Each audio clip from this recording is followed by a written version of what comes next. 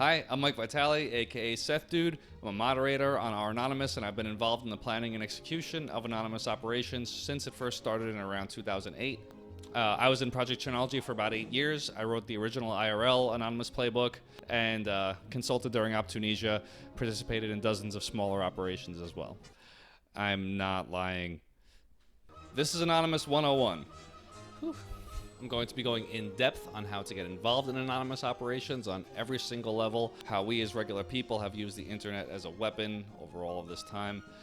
This will be done in relation to the anonymous activity against the government of Russia, but it'll contain information that could be used for any project. I'll be going into use cases from the past. It's going to contain a lot of history, shit a lot of people don't know about, and it should be fun. So first, we're going to go over the basics.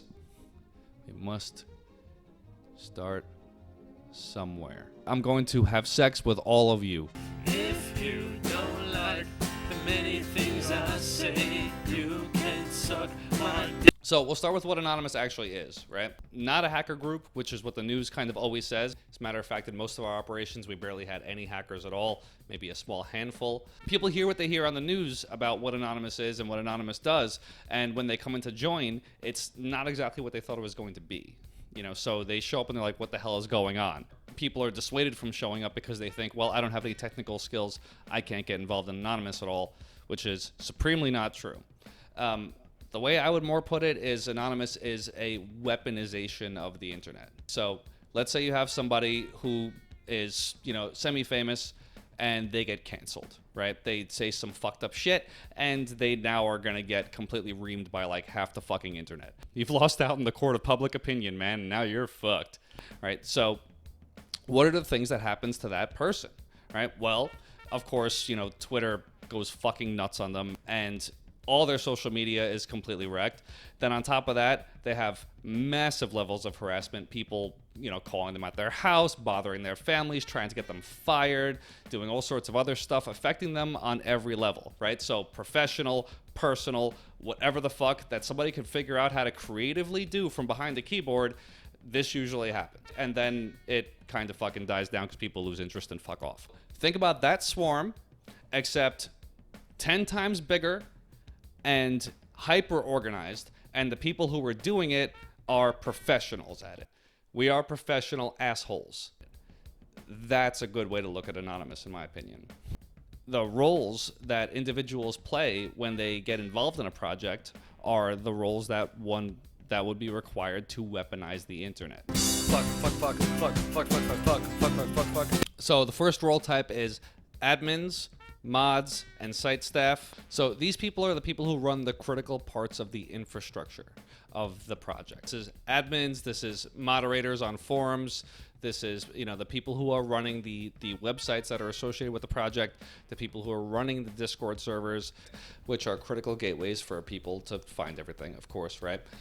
Video and social media channels, and static repositories. So places where we will dump information and leave information that need to be readily available to anybody, right? It could be like public facing, meaning you are making a site for someone to come and find out about some shit, or it could be internal repository, meaning there's been a big fucking docs drop of like, you know, a bunch of Russian officials and we need to be able to access that information all the time. Well, that's a repository. So people who maintain those things, right? Now, every Anonymous project tends to have its own infrastructure, which is definitely for the best. You don't want to be using legacy Anonymous infrastructure for your new project, but I'm actually going to get more in depth about the structure and all the things that go into it in the next video, because I actually really feel like that's the most pressing thing right now that the current raid is kind of lacking. It looks like this, but it needs to look like this.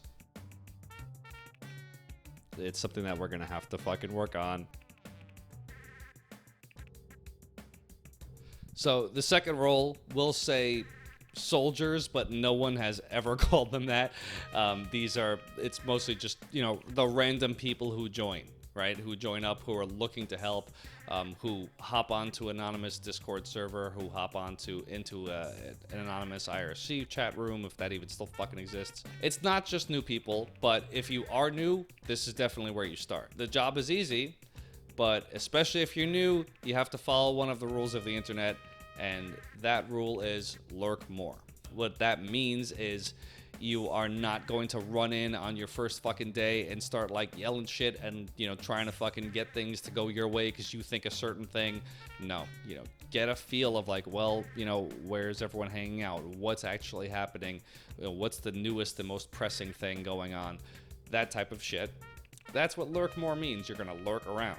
And you're going to do that for like a little while. That's how this shit goes. And eventually, when you've been hanging around and catching up on everything, you're going to start to participate. It just kind of happens naturally, trust me. Like, you don't just hang around there forever and then somehow withstand the call of you see yourself being useful and can't do it. This is how the fuck I got in. However, again, I can't stress this enough. Take your fucking time. Like, it's very annoying when people just fucking run in and just try to start doing shit. Because you suck at it right now, so don't do that. Okay, so when you do start to participate, it usually is like small things, right? Like relaying information on a time-sensitive issue from like one internal group to another internal group. You see that gap, you jump in. Things like spreading videos and articles, right? So you have your own social media, your own ways to do that, right? Whether it's posting some shit on Reddit, whatever the fuck. So you could do that. Looking for ways to be generally useful. Like if a team is working on something specific and needs a specific person who has a specific skill set and they don't fucking have it, but you know somebody who has that skill set and they could be useful in that circumstance and you connect them, that's super useful. Good job. But anonymous operations and projects tend to have circumstances where they need a lot of people to do something at a certain time. Like a big thing at once. It's the people in this category that get down on that shit. So good examples of this include DDoSing a website, skewing an online poll, flooding message boards and Facebook pages, fucking tying up phone lines with hilarious calls. That was one of my favorites. Artificially spreading a hashtag or making some shit go viral. In good operations, these things are timed, right? So there should be information available somewhere on exactly what time whatever's going to go down is going to go down, and there should be information on when to stop as well, right? And this is specifically to make that activity the most effective it could possibly be. If it's not timed, it's just sloppy and tends to not work out too well. The third category is insurgents. Insurgency is fucking horrifying. So insurgents are literally the Navy SEALs of Anonymous, of any anonymous project, right? They are the people who know every fucking thing I'm going to tell you in any of these videos. Like, they already know that shit for sure. They really, really understand the internet, and they understand how to cause damage. Insurgents frequently engage in black ops. A black op is any operation which contains parts of it that are definitely illegal.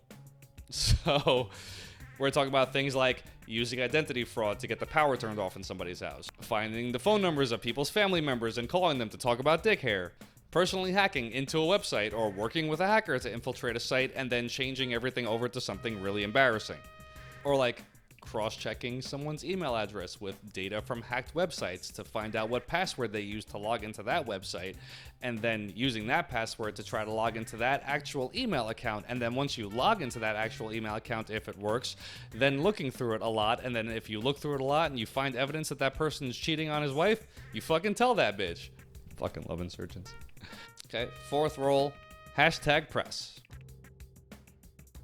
Press is an umbrella term for pretty much every person who's working on like any form of media whatsoever and or working with like the regular general press. Like, Anonymous does not share very many central tenets and ideas that go from project to project, but one of them is that information is free and should be available to everybody. So we definitely do take this particular shit very seriously. This role includes like video editors, the people who write the scripts for the videos as well, people who write official press releases, graphic designers, and essentially every single form of content creator. It'll contain like actual journalists who intend on writing stuff, people with contacts to mainstream media, or people acting as liaisons to them to pass on information from Anonymous, or people with like large social media followings who are going to be like also spreading information.